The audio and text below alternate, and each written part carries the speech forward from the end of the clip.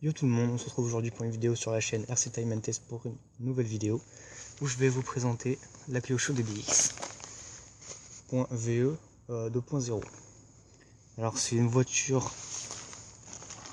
1 dixième, mais bon c'est une grosse 1 dixième pour vous donner une idée de la taille. Elle fait la même taille qu'une MP9 TKI4. Donc c'est une grosse 1 dixième pour les circuits 1 dixième. Donc pour cette voiture, du coup comme je vous l'ai dit, c'est le modèle VE 2.0, le modèle électrique. J'ai également le modèle thermique et les deux marchent fort. Comme moteur dessus,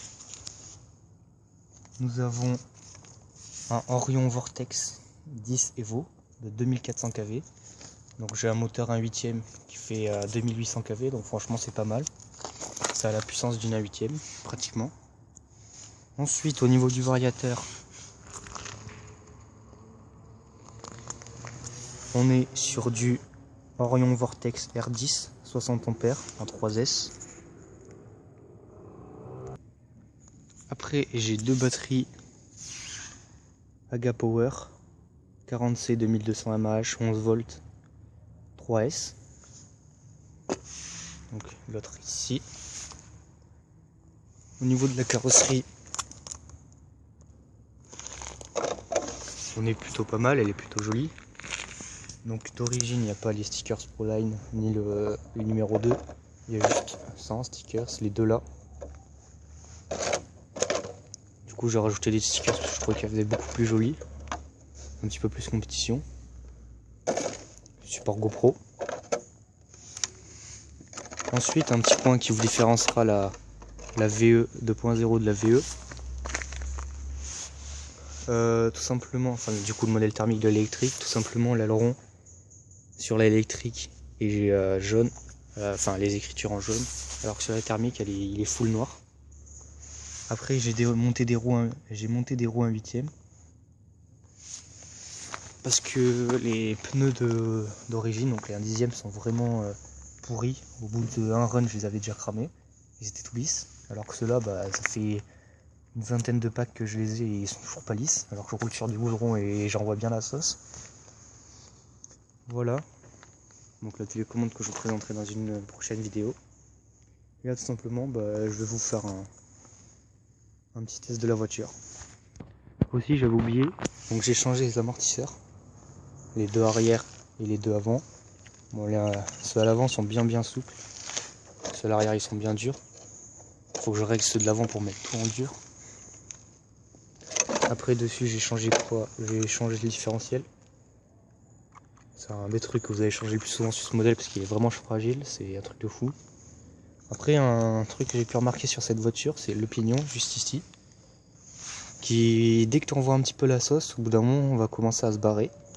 Du coup il se barre assez souvent, donc il faut bien le serrer. Après dessus, je crois que c'est tout ce que j'ai changé. Ouais, j'ai dû changer une fusée, mais bon ça c'est dû à l'usure. Voilà, on va tout de suite passer au test. Donc la mise en route sur cette voiture est assez simple. On allume la télécommande, on branche la batterie, on appuie et ça tourne. Juste un point important avant de passer au test, ne faites pas la même erreur que moi, c'est-à-dire mettre le support GoPro trop près du clip de carrosserie, parce que sinon comme moi, tout simplement vous allez galérer pour mettre le clip. Parce que du coup ça se plie contre le support GoPro et ça peut le décoller. Voilà, c'est un petit point comme ça. Allez c'est parti. Allez c'est parti pour le test.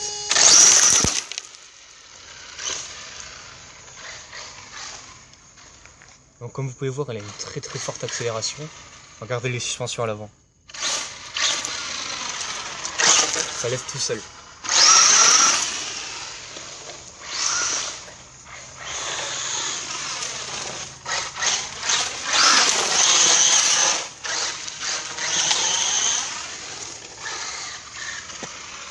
Après, un des gros avantages de cette voiture, c'est que c'est une 4 roues motrices.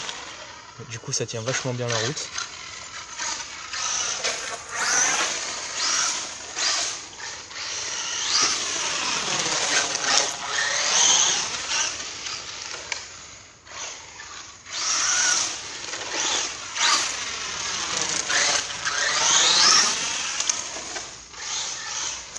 Après, un point essentiel aussi, si vous êtes pendant une compète, surtout avec celle-là, n'accélérez pas à fond dans les virages, hein, parce que sinon vous allez partir en tête à queue.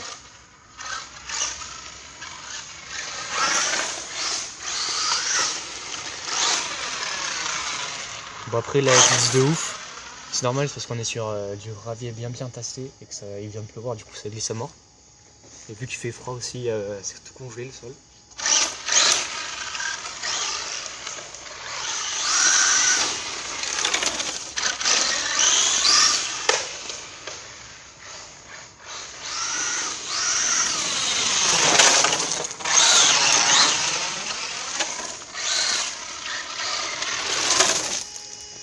Après, j'ai pas encore eu trop le temps de l'essayer sur circuit, il faut vraiment que j'y aille.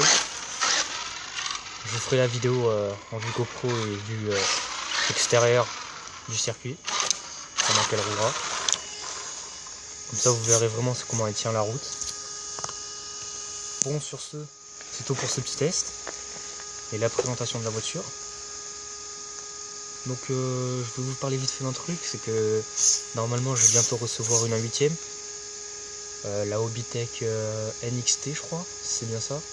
C'est l'une des dernières qui est sortie de chez Hobbytech en 8e pour enfin me mettre à la compétition et bien rouler sur les circuits, parce qu'avec celle-là, bon, je peux, mais bon, c'est pas l'idéal parce que c'est une 1/10e quand même.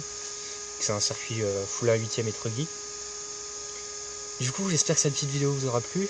Bien entendu, je vous ferai une vidéo unboxing de la prochaine Hobbytech.